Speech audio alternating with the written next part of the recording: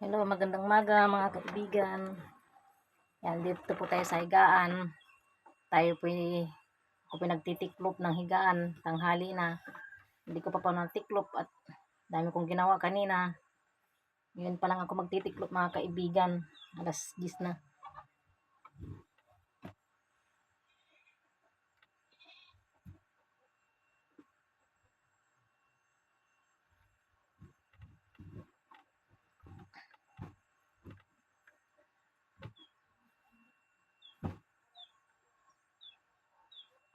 Kumusta po kayo mga kaibigan?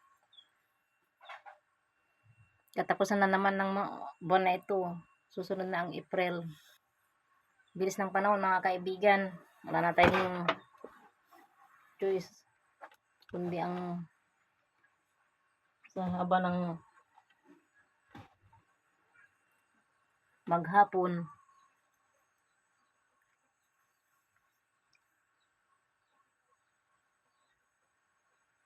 patindi ng patindi ang kahirapan,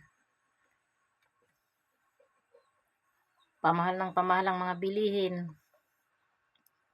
Kaya ayan, hindi tayo makaalis mga kaibigan. Mahal na rin pati gasolina, pati krudo. Ang krudo po dito sa amin 145 na, ang gasolina 120 na. Sus Maria Josep, kailan kaya bababa ang lahat ng mabilihin? Mga bigas daw nataas na rin.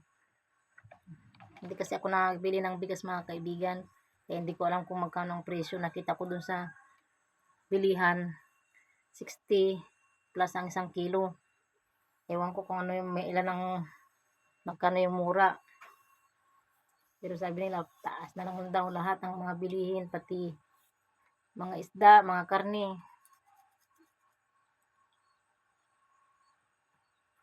Paano kung wala na tayong trabaho, wala na tayong hanap buhay, hindi na tayo kakain mga kaibigan. Kaya kailangan natin ng magtipid-tipid. Tipid-tipid kung may tipid.